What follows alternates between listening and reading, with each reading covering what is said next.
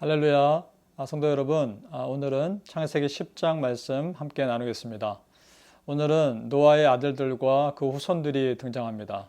자, 먼저 1절을 보시면 노아의 아들들의 이름 셈, 함, 야벳의 순서로 등장합니다.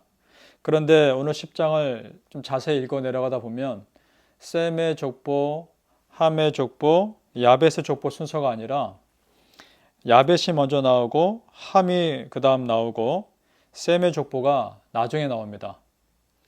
아담의 우리 아들 중에 가인과 또 아벨이 죽고 난 이후에 태어난 셋의 후손도 그 비슷합니다. 믿음이 없었던 가인의 후손이 먼저 등장하고요. 하나님을 예배했던 셋의 후손의 족보가 나중에 등장합니다. 자, 이것이 무슨 의미일까요? 이것은 하나님의 계시 또는 하나님의 은혜, 하나님의 약속이 점진적으로 이루어진다는 것을 의미하는 겁니다.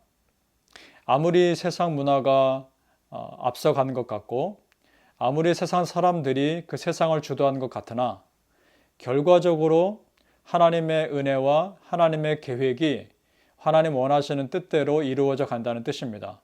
한마디로 이 세상의 주인은 사람이 아니라 하나님이심을 보여주고 있다는 것입니다. 참고로 이사야 6장 말씀에 보면 이런 말씀이 있습니다. 이사야가 태어났을 때 이스라엘의 왕은 우시야였습니다. 그리고 이사야가 선지자가 됐을 때도 이스라엘 왕은 우시야였고요. 그러니까 이사야에게 있어서 이스라엘 왕은 오직 우시야 왕이었던 겁니다. 그런데 그 우시야 왕이 죽습니다. 아무런 소망이 보이지 않고 이제 이스라엘이 망했구나라고 생각될 그때에 하나님께서 이사야 선지자에게 환상을 보여주십니다. 그러면서 이렇게 말씀하시죠. 이사야 6장 1절부터 3절 말씀을 함께 잠깐 보겠습니다. 우시야 왕의 죽던 해에 내가 본즉 주께서 높이 들린 보좌에 앉으셨는데 그 옷자락은 성전에 가득하였고 스랍들은 모셔 섰는데 각기 6날개가 있어 그 둘로는 그 얼굴을 가리었고 그 둘로는 그 발을 가리었고 그 둘로는 날며 서로 창화하여 가로되 거룩하다 거룩하다 거룩하다 만군의 여호와여 그 영광이 온 땅에 충만하도다. 자, 이렇게 말씀하고 있습니다. 이런 것이죠. 세상 왕은 죽고 없지만 영원한 왕이신 하나님은 여전히 그 보좌에 앉아 계신다는 사실입니다. 하나님은 이사야 선지자에게 그것을 보여주고 싶었던 겁니다. 자, 세상 사람들은 다 지나가게 되어 있습니다. 그러나 결국 하나님 당신의 뜻은, 하나님의 계획은 이루어지실 것입니다. 우리 그것을 믿고 하나님의 신실하심을 신뢰할 수 있기를 예수님의 이름으로 축복합니다. 또한 오늘 후손 중에 우리가 좀 주목해 보아야 될 사람들이 몇몇 등장합니다. 먼저 함의 아들을 보면요. 8절 말씀에 구스가 또 니무롯을 낳았으니 그는 세상의 처음 영걸이라 이렇게 되어 있습니다. 자, 니무롯이라고 하는 영웅 같은 사람을 말하고 있는데요.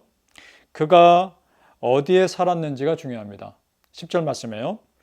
그의 나라는 시날 땅의 바벨과 라고 되어 있습니다. 자, 이 바벨이 어떤 곳인가요? 나중에 하나님을 대적하고자 탑을 쌓고 성을 쌓았던 바로 그곳 아닙니까? 바벨탑 사건이 일어났던 그 바벨입니다. 그리고 19절에 가나안, 함의 후손 중에 가나안이 나옵니다.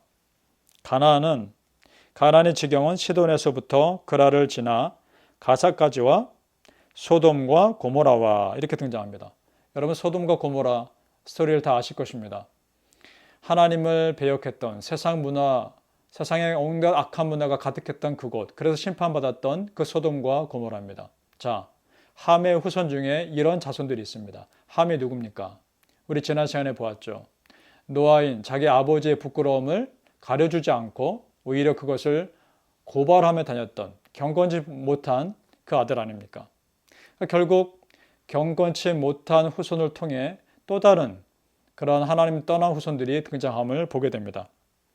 자, 여러분, 아담의 후손 중에 가인과 셋이 대조됩니다. 그리고 그 셋의 후손 중에 또 노아가 등장하죠. 하나님은 노아를 선택하셔서 홍수에서 건지셨습니다. 자, 그런데 노아의 후손 중에 또 함과 셈이 대조됩니다. 자, 이게 무엇을 의미할까요?